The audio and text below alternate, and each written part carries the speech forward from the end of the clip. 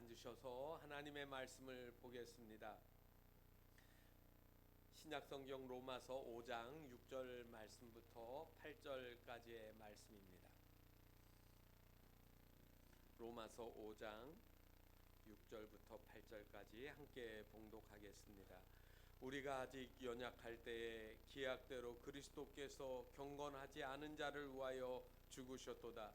의인을 위하여 죽는 자가 쉽지 않고 선인을 위하여 용감히 죽는 자가 있거니와 우리가 아직 죄인 되었을 때 그리스도께서 우리를 위하여 죽으심으로 하나님께서 우리에 대한 자기의 사랑을 확증하셨느니라. 아멘. 이제 하엘 찬양단의 약한 나로 강하게 찬양 읽겠습니다.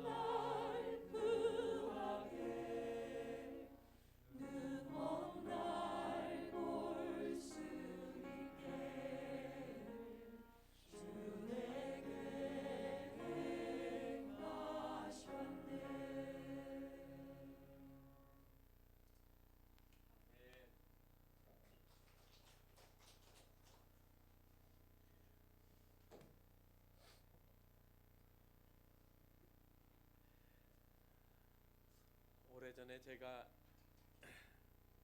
청년들을 지도할 때 일입니다. 예쁘게 생긴 한 자매가 취향이 십자가 목걸이 아니면 목걸이를 하지 않는 자매가 있었습니다. 그래서 목걸이가 이렇게 보면 십자가가 참 여러 종류더라고요. 약간 큰 것도 있고 작은 것도 있고 예쁜 거 아주 꼭 맞게 참 잘 걸고 다녔습니다. 한 번은 제가 그거를 보면서 웃은 얘기지만 이런 얘기를 했습니다. 야, 너는 십자가 목걸이를 참 좋아하는가 보다. 근데 말이야, 십자가는 목에 거는 게 아니고 등에다가 매는 거야. 그렇게 되면 그냥 웃고 끝날 줄 알았는데 바로 반응이 왔습니다. 목사님, 제가요 가끔 목걸이를 뒤로 매거든요. 전철이나 버스 타려고 하는데 막 달리다 보면 나중에 목걸이가 뒤에 가 있어요. 저도 정말로 십자가철을 뒤에 메고 다녀요. 와, 이러는 거예요. 여러분, 십자가는 참 그리스도인들이 교회가 사랑하는 심볼입니다.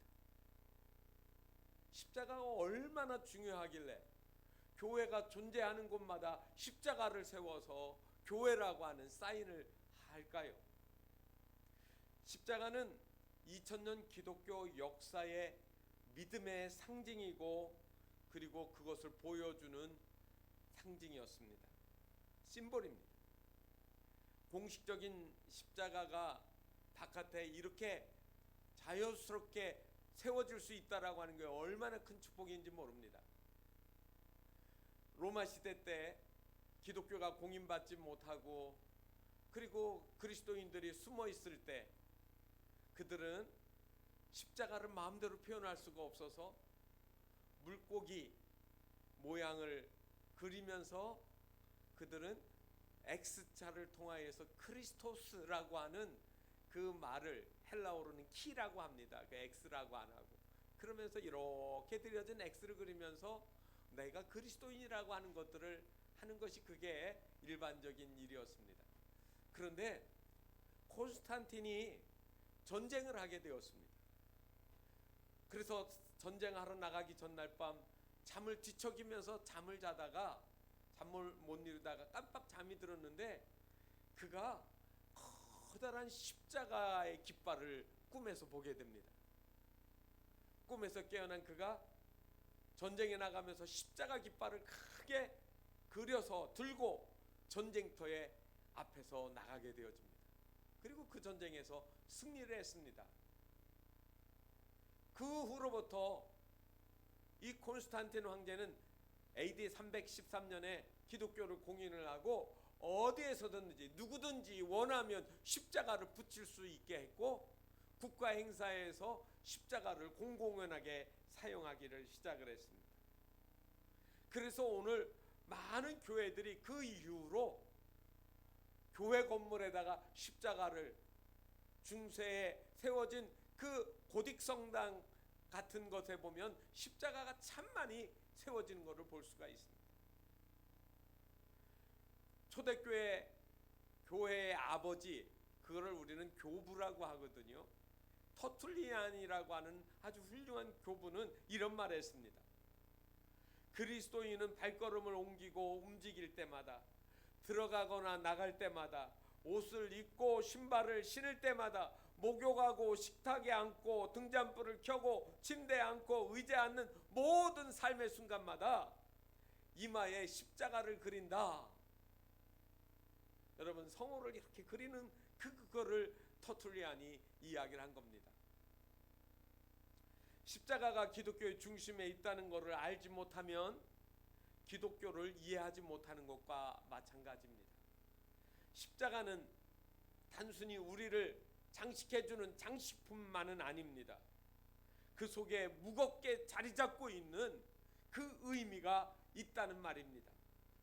그리스도인들은 왜 그렇게 교회가 십자가를 강조하고 십자가를 노래하고 그토록 십자가를 말하는 것일지 여러분 어떻게 생각하십니까? 오늘 저는 그 십자가의 의미를 생각해 보려고 합니다. 십자가는 하나님 사랑의 표현입니다. 제가 오늘 읽은 이 로마서에 있는 말씀은 교리서신이거든요. 그래서 이 교리서신은 어느 한 부분을 짧게 띄어가지고는 다 설명할 수는 없습니다. 그래서 우리가 오늘 읽을 말씀은 6절에서 8절이지만 그 앞에 있는 5장 1절로부터 11절 전체의 내용인데 가장 핵심이에요. 6절, 7절, 8절. 그런데 그 중에서 또 하나를 찝으라고 하면 저는 8절 말씀을 이야기할 수 있습니다. 그런데 오늘 이 십자가가 하나님의 사랑이라고 하는 이야기가 5장 5절에 먼저 나옵니다. 소망이 우리를 부끄럽게 하지 아니함은 우리에게 주신 성령으로 말미암아 하나님의 사랑이 우리 마음에 부음받았으니. 여러분, 십자가를 보면 여러분들은 예수님이 십자가에 매달려 죽으셨기 때문에 십자가가 우리에게 있는 거야. 그러면 50점이에요. 그런데 그 십자가에서 죽으신 예수님이 왜 죽었는지 그 사실을 알게 되면 그 십자가를 이해하는 올바른 방법입니다. 여러분, 사랑 때문에 그 십자가에서 예수님이 매달려 죽으셨다는 겁니다. 오래전 유행가 가사 가운데 사랑이 무엇냐고 묻는 질문에 답을 해준 노래가 있습니다. 사랑이 무엇냐고 물으신다면 눈물의 씨앗이라고 말하겠어요. 맞습니다. 물론 이 노래는 세속적 청춘들의 사랑 노래입니다. 사랑하던 사랑과 이별 후에 남게 되는 눈물을 이야기하는 거거든요.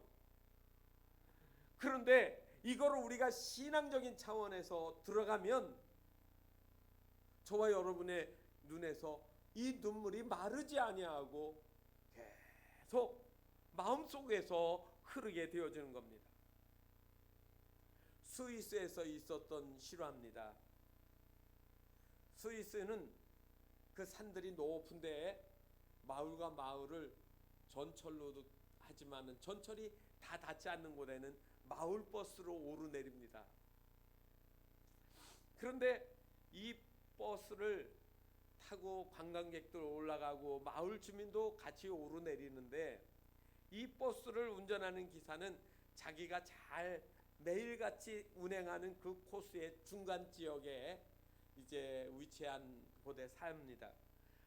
사랑스러운 아내와 예쁘고 똘똘하게 생긴 어린 아들과 함께 셋이서 아주 행복한 가정을 꾸리고 있습니다. 어느 날도 그는 자기가 일하는 버스에 올라서 산 아래서부터 마을 주민 일부하고 관광객 여럿을 태우고 산꼭대기까지 쭉 거슬러 올라갔습니다. 높은 산에서 내린 관광객들이 멋진 그 스위스의 그 알프스 풍경을 보고 기분이 좋아서 분위기가 업됐습니다. 그래서 그들이 거기에서 노래도 부르고 서로 손을 잡고 춤도 추기도 했습니다. 이제 다시 버스를 타고 내려오기 시작했습니다. 한참을 내려오는데 갑자기 운전기사의 얼굴이 굳어지기 시작하고 그리고 놀란 모습처럼 눈이 커지기 시작했습니다. 브레이크를 밟아도 브레이크가 깊이 들어갈 뿐 듣지를 않습니다. 브레이크가 고장난 겁니다. 내리막길입니다. 그래서 차가 점점 속도가 올라가기 시작하니까 노래 부르던 사람들도 긴장을 해서 가만히 조용히 있습니다. 이 알프스에는 차가 내리막길에서 갈 때 계속해서 내려가면 사고가 나니까 비상시에 비상 언덕을 만듭니다. 내려가는 길 옆에다가 둔덕을 쌓아서 내려오던 차가 이렇게 가서 다시 정차할 수 있는 공간, 그래서 비상 오르막이라고 하더라고요. 그 오르막이 중간에 몇 군데 있습니다. 그러니까 이 기사는 운전하면서 차의 핸들을 잡고 그 꼬불꼬불한 길을 내려가면서 그 비상 오르막으로 갈 생각을 하게 되어집니다. 그런데 자기 사는 동네를 지나가면 그 아래쪽에 비상 오르막이 있는데 자기 사는 집 동네를 와보니까 그 동네 아이들 여러 명이서 길가에서 나와서 놀고 있어요. 그래서 급한 이 기사가 크락션을 확 빵빵빵빵 하고 눌렀습니다. 아이들이 깜짝 놀래가지고 다 피하는데 한 아이가 손을 흔들면서 차가 있는 곳으로 나오는 거예요. 늘 그 길을 다니는 아빠의 차를 알아보고 아들이 반가워서 아빠가 자기를 향해서 달려온다고 생각하고 이 어린 아들이 찾기를 피하지 않고 가운데로 나온 거예요. 이 기사가 어떻게 하겠습니까? 아들을 칠 수도 없고 그렇다고 핸들을 꺾어서 벼랑으로 굴러 떨어질 수도 없습니다. 이 기사는 눈을 징긋 감고 그 도로에 나와 있는 아이를 그대로 치고 그리고 저 아래쪽에 있는 비상 오르막으로 가서 차가 정차됐습니다. 차를 세운 이 기사는 눈이 펄겋게 충혈이 된 눈으로 눈물을 흘리면서 달려갔습니다. 그리고 쓰러져 있는 아이를 부둥켜 안았습니다. 피투성이가 되었고 아이는 숨을 멈췄습니다. 버스 안에서 바라보던 승객들 중에 일부가 그 기사를 향해서 손가락질하면서 욕을 했습니다. 나쁜 놈. 저 죄 없는 어린아이를 저렇게 치워 죽게 하면 어떻게 한다는가. 그런데 그 사람들이 그렇게 수군대는 이야기를 듣던 그 마을의 승객 하나가 청년이 승객들한테 이야기를 해줍니다. 저 아이 저 운전하시는 기사님의 아들입니다. 그 순간 승객들은 아무 말도 하지 못하게 되었다는 얘기입니다.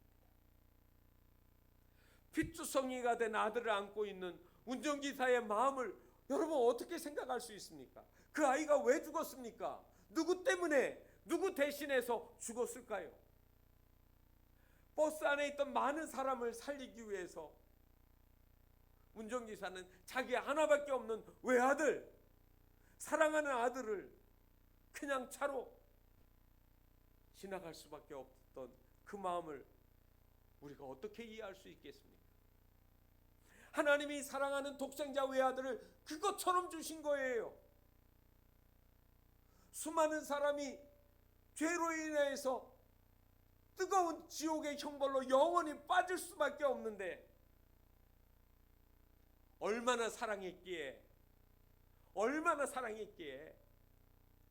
독생자 외아들을 우리 대신 내어주고 그리고 우리를 구원하셨는가? 여러분 그거를 설명할 수 있는 말은 뭘까요? 다른 말이 없습니다. 사랑이라는 말입니다. 요한복음 3장 16절 우리가 잘 아는 말씀 이건 그냥 외우고 다니는 말이 아니에요. 가슴으로 이해를 하셔야 되고 그걸 가슴으로 몸소리치게 상기해야 되는 말입니다. 하나님이 세상을 이처럼 사랑하사 독생자를 주셨으니 이는 그를 믿는 자마다 멸망하지 않고 영생을 얻게 하려 함이라.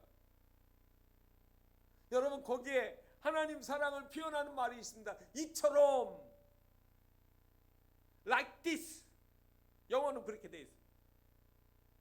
이처럼 여러분 우리가 옛날에 그랬어요. 이만큼 하면 여러분 팔이 여기서 이만큼이라는 얘기가 아니라 엄청나게 많다는 얘기예요.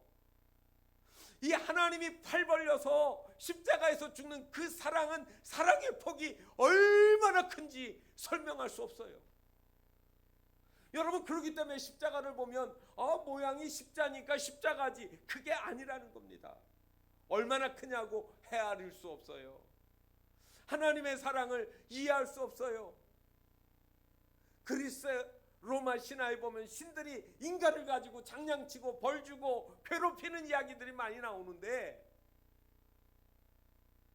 성경에 나와 있는 내가 믿는 내가 사랑하는 주님은 날 위하여 십자가에서 몸버려 피 흘려 죽으셨다. 그 사랑을 남의 일이라고 다 이해 못할지는 모르지만 그러나 여러분 조금만 깊이 생각하면 주님 절 그렇게 많이 사랑하셨다고요. 이해할 수 없는 그 사랑으로 우리를 하나님이 그렇게 사랑하셨는가?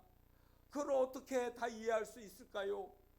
우리는 그렇게 눈물 지을 수밖에 없습니다. 그래서 우리 마음속에 눈물이 흐르는 거예요. 사랑의 눈물이. 그리고 그걸 생각하면 생각할수록 깊이 흘러내리는 거 아니겠습니까? 사랑에는 희생이 따르는 겁니다. 로마서 5장 8절, 우리를 위하여 죽으심으로 하나님께서 우리에 대한 자기의 사랑을 확실히 증거하셨다는 거예요.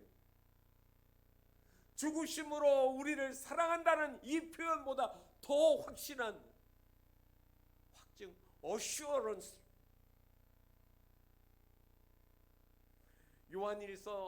요한복음 3장 16절 말고 요한일서 있죠. 서신서에 요한일서 3장 16절에 보면 그 표현을 이렇게 했습니다. 우리를 위하여 목숨을 버리셨으니, 우리가 이로써 사랑을 알고 우리를 위해서 목숨을 버리셨으니 우리가 이로써 사랑을 안다는 말이에요. 아직도 모르시면 어떻게 합니까? 교회 수십 년 다녔는데 십자가 봤는데 그 십자가에서 하나님이 우리를 사랑하신 그 사랑이 읽혀지지 않으면 어떻게 하는 거예요? 요한일서 4장 10절에 이렇게 얘기합니다. 사랑은 여기 있으니 우리가 하나님을 사랑한 것이 아니요 하나님이 우리를 사랑하사. 여러분, 내가 하나님 사랑한 게 아니라 따지고 보니까 하나님이 날 사랑해 주신 거예요. 내가 조금 봉사하고 내가 주일날 꼭 예배드리고 뭐 헌금하고 그러니까 내가 하나님 사랑한다고요? 아니죠. 하나님이 날 사랑하신 거예요. 나는 하나님 앞에 지극히 작은 것 중에 한 부분만을 사용하는 것뿐이지. 우리 죄를 속하기 위하여 화목제물로 그 아들을 보내셨습니다. 성경에 그렇게 이야기를 합니다. 여러분, 화목제물은 하나님하고 우리 사이에 구약 성경에 보면 화목하기 위해서 드려지는 희생 제물이 있습니다. 양이나 송아지를 하나님께 드리거든요. 하나님하고 관계가 친밀하지 못하십니까? 하나님하고 한번 친밀해지고 싶지 않으십니까? 그 방법은 다른 거 없습니다. 내 재주를 아무리 많이 펴도 하나님하고 친밀해진 거는 다른 방법 없습니다. 예수 그리스도를 앞세워야 되는 거예요. 저 때문에가 아니라 하나님 때문에, 예수님 때문에 하나님하고 우리 사이가 화목해졌어요. 그래서 그 예수 그리스도가 희생의 어린 양이 되어주시는 거죠. 캐논 벤스턴이라는 분이 책을 썼습니다. 사랑의 수고, 사랑의 희생. Love's endeavor, love's expense. 그냥 이거를 우리말로 그냥 노골적으로 했으면 더 좋았을 거 그래요. 사랑은 노력입니다. 수고입니다. 사랑은 희생입니다. 그러면 얼마나 소비하는 거예요. 우리가 사는 날 동안 가지고 있는 소중한 것들을 주를 위해서 소비하는 거예요. 하나님이 필요하신다고 하는데도 내 거를 드리지 못하고 내어드리지 못하는데 어떻게 하나님 사랑한다고 그렇게 쉽게 얘기할 수 있겠습니까? 사랑은 이 책에서 보니까 세 가지로 설명을 했더라고요. 사랑은 남겨두는 것이나 감춰두는 것이 없이 온전히 내어주는 것이다. 예수님은 어떻게 내줬어요? 목숨을 버려 희생함으로 온전한 사랑을 보여주셨죠. 두 번째는 이 하나님은 이 사랑을 통하여서 실패하거나 우리가 부족하고 모자람에도 불구하고 그냥 끝까지 사랑하시는 거예요. 우리의 조건을 따지지 않아요. 당신이 얼마나 부자냐, 얼마나 공부 많이 했냐, 사회적으로는 출세를 얼마나 했느냐, 그거를 하나님 보시지 않고 차별 없이 사랑하시더라 이 말이죠. 세 번째로 하나님은 내가 그 사랑을 베풀었을 때 반응이 없음에도 불구하고 그래도 사랑하신다는 거죠. 바로 이 사랑의 모습이 나타난 것이 십자가라는 말입니다. 두 번째로 이 십자가는 우리가 의로워지는 현장입니다. 의롭다고 인정받는 자리. 십자가를 보면 내가 여러분을 어떻게 해야 의로워질 수 있을까요? 다른 거 없어요. 십자가가 나를 의롭게 한 거예요. 의롭다라고 하는 이 말을 히브리어에서는 히츠다크라고 합니다. 히츠디크. 이 말은 정죄라는 말, 너 유죄라고 하는 말에 반대되는 말이에요. 무죄라는 말을 다른 말로 의롭다, 잘못이 없다, 이게 히치다크 이렇게 써. 이거 법정 용어입니다. 재판에서 쓰는 용어예요. 그런데 신약 성경에서도 보면 이거를 디카이오스라는 말에서 나온 말인데, 이게 재판장에서 판사가 이 사람은 잘못이 없습니다, 무죄입니다라고 할 때 디카이오라는 말을 쓴 거죠. 그러니까 예수 그리스도께서 우리를 위하여 대신 죽으심으로 말미암아 죄투성인데 그 예수님이 대신 다 감당하신 거예요. 그래서 하나님의 재판장에서 예수 안 믿는 사람이 그런 겁니다. 우리를 향해서 저 사람 우리랑 똑같이 살았거든요. 저 사람 우리처럼 죄지었거든요. 저 사람 우리와 같이 나쁜 짓 했거든요 라고 막 고발하는데, 그때 그렇게 말하는 겁니다. 예수, 내가 저 사람을 위해서 죽었습니다. 내가 저 사람을 위해서 죽은 거를 저 사람은 받고 믿었고 순종했습니다. 그런데 당신들은 순종하지 않은 거예요. 그래서 로마서 5장 9절 말씀에 보면 더욱 그로 말미암아 진노하심에서 구원을 받을 것이니, 여러분 예수 그리스도의 피가 그리고 죽으심이 우리를 하나님의 진노에서 건져주신다라고 이야기했습니다. 자녀들이 자라날 때 여러분 우리가 무지하게 사랑하잖아요. 손자가 조금 버릇이 없어도 재롱 부리는 거 보고 할아버지의 얼굴에 미소가 나오는 이유를 알겠어요. 아들이 도둑질하고 교도소 가는 거를 보면서도 말 한마디 못하는 아버지는 현명한 아버지가 아닙니다. 아무리 사랑한다고 해도. 제가 목회하면서 경험했던 한 이야기를 설명을 하겠습니다. 한 고등학생이 있었습니다. 공부도 잘하고 똑똑하고요, 잘생겼어요. 그런데 친구들하고 뭐를 하기 시작했냐면 학교 갔다 오는 길에 그 PC방에서 컴퓨터 게임하는 일에 빠져들었습니다. 그런데 부모님이 주는 돈은 한계가 있잖아요. 그러니까 어떻게 했느냐면 얘들이 길거리에 놓여져 있는 자전거를 이제 자물쇠가 있으면 자르고 자물쇠 없는 자전거는 타고 가가지고요, 파는데 어떻게 파느냐면 인터넷으로 팔아요. 인터넷에다가 무슨 자전거 이런 거 있다고 싸게 판다고 하면 또 사가는 사람이 있으니까, 그래서 그거를 가지고 쭉 게임방에 들어가서 게임을 즐겼습니다. 어느 날 이상하게 생각했던 아버지가 아들의 뒤를 가보니까 친구들하고 자전거 훔쳐가지고 그리고 가는 거를 발견했습니다. 아버지가 그 아들을 손을 잡고 왔습니다. 아들을 꾸중을 했더니 다 그동안에 있었던 이야기를 다 풀었습니다. 아버지는 아들을 손을 잡고 경찰서로 갔습니다. 그리고 눈물을 흘리면서 내 아들은 도둑입니다, 처벌해 주십시오, 나쁜 짓 했습니다. 그러면서 아버지는 눈물을 흘리고 돌아왔습니다. 그 아들은 경찰서에서 자전거를 많이 훔쳤기 때문에 조사를 받았습니다. 그리고 얼마 후에 검찰로 갔습니다.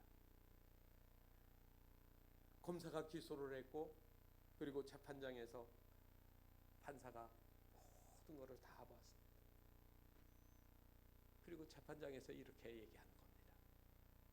너희는 내가 남의 거를 그렇게 도둑질하면 나쁜 건 줄 몰랐느냐? 그리고 내 범죄는 감옥에 들어가서 때리면 징역 1년 6개월짜리야. 넌 1년 6개월 동안 소년원에 들어가 살아야 되는 거야 하고 꾸짖었습니다. 넌 뜨거운 맛을 봐야 되겠니? 한참을 하고, 그리고 나서 그런데 너한테는 내가 잘못한 거를 꾸짖을 수 있고 고쳐줄 수 있는 아버지가 있으니까 너를 선고유예로 하겠다. 아버지의 가르침 잘 받고 올바르게 살으라고 그렇게 하고 풀어줬습니다. 그 아들이 집에 와서 아버지 앞에 무릎을 꿇고 하염없이 울었습니다. 그리고는 그 이후로는 절대로 그런 일에 빠지지 않았습니다. 또 하나 일들이 있습니다. 여러분도 알고 저도 아는 이야기입니다. 유명한 전 법무장관 조 아무개 씨의 딸입니다. 거짓으로 자격증과 경력증을 만들었습니다. 그리고 의전원에 들어가서 졸업을 했고 의사가 됐습니다. 그동안 괜찮아 보였지요? 웃었겠지요? 그런데 이 부모에게는 자식의 미래를 위해서 그릇된 방법으로 하는 거예요. 지금은 행복하지 않을 거예요. 여러분, 어느 게 진짜 사랑입니까? 자식이 잘못했을 때 눈물 나고 마음 아프지만 내 아들 도둑이라고 대신 경찰서에 데려가는 그 아버지의 찢어지는 마음, 그거 아니겠습니까? 하나님이 우리가 죄 지었을 때 사랑하기 때문에 무조건 용서해 주시는 하나님일까요? 그렇지 않습니다. 하나님은 사랑하시지만 그 사랑이 무슨 사랑이냐면 거룩한 사랑이에요. 이 거룩이라는 말은 죄하고 반대되는 말 아닙니까? 죄를 혐오하고 죄를 미워하고 죄를 싫어하는 것이 그 하나님의 사랑이에요. 이사야서 45장 21절에 보면 나는 공의를 행하며 구원을 베푸시는 하나님이라고 하나님이 스스로 말씀하세요. 그건 너무 이상해요. 공의를 베푸시는 하나님인데 구원도 베푸신다. 여러분, 공의와 구원은 사실은요 같이 있기 어려운 말입니다. 공의라는 말은 죄가 없어야 공의가 되는 거고요. 구원이라는 말은 죄가 있어도 받아주겠다는 말이에요.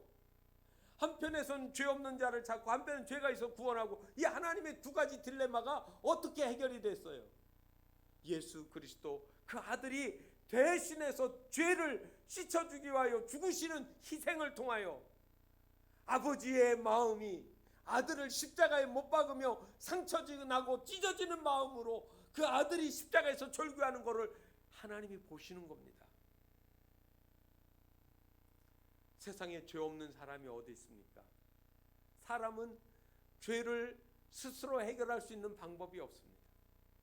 그래서 하나님이 우리 대신 아들을 죽게 하시고 희생시키신 겁니다. 사람만큼 참 잔인한 사람이 없는 것 같아요. 동물들은 아무리 사나운 사자나 호랑이라 할지라도 배부르면 사냥하지 않습니다. 나 하나 먹고 한 마리 잡아서 뜯어서 배부르면 더 이상 먹지 않아요. 그런데 사람은요, 그냥 먹을 거 있어도 살만해도 더 욕심이 안 없어요. 살자고 일하면서 죽으려고 일하는 거예요. 사람, 짐승은요 한 마리나 두 마리 사냥해서 그냥 끝나는데 사람은 수도 없이 전쟁을 통해서 수백 명, 수만 명을 죽이고도 간이 안 차는 거예요. 이런 인간들이 어디 있습니까? 사람이 선하다고요? 저는 사람이 선하다는 말 믿지 않습니다. 하나님을 떠난 인간은 다 죄인이에요. 죄로 얼룩이 져 있어요. 아주 흉폭해요. 사자, 늑대, 호랑이가 무서운 게 아니라 사람이 무섭다니까요. 깜깜한 밤중에 골목길을 가려고 하면 뭐가 무서워요? 사람이 무섭지요. 왜 인간이 이렇게 잔인할까요? 헬라어로 보면 죄를 표현하는 말이 하마르티아라는 말입니다. 이게 관역에서 벗어났다. 하나님이 원하는 목적과는 다르게 인간이 산다는 거예요. 하나님이 정해놓은 길보다도 악하고 죄짓고 방탕하고 나쁜 길로 가고 있거든요. 또 하나는 죄를 설명할 때 쓰는 말이 파라바시스라는 말이에요. 침해한다, 침입한다, 일정한 한계를 넘어선다, 그 말입니다. 하지 말아야 될 일을 자원해서 고집해가지고 하는 겁니다. 하지마, 하지마, 가지마라, 가지마, 그 길은 안 된단다. 그런데도 부득불 가요. 누가 그렇게 가고 있습니까? 성경에 보니까 가룟 유다가 나와 함께 그릇에 손을 넣자. 저는 아니죠 하는데 나와 함께 손을 넣은 너다. 그러니까 가지 말라고 주님이 가르쳐 주세요. 그런데 인간이요 악하니까 그 밤에 나가서 대제사장과 그 장로들한테 은 30냥 노예 하나값에 예수님 자기 선생님을 팔아 제끼는 거예요. 얼마나 악합니까? 괜찮은 것 같은데 그렇지가 않아요. 20세기에 가장 영향력 있는 크리스찬 작가를 얘기하라고 하면 모두가 꼽는 분이 있습니다. C.S. 루이스. 그런데 이 C.S. 루이스가 쓴 책 중에 순전한 기독교라고 하는 작은 책이 있습니다. 포켓북처럼 생겼어요. 거기에서 죄를 이렇게 설명했더라고요. 타락한 인간은 개선의 필요가 있는 불완전한 피조물이 아니라 손에 든 무기를 내려놓아야 하는 반역자다. 반역자라니까요. 하나님한테 대들고 하나님을 공격하는 존재가 되어진 거예요.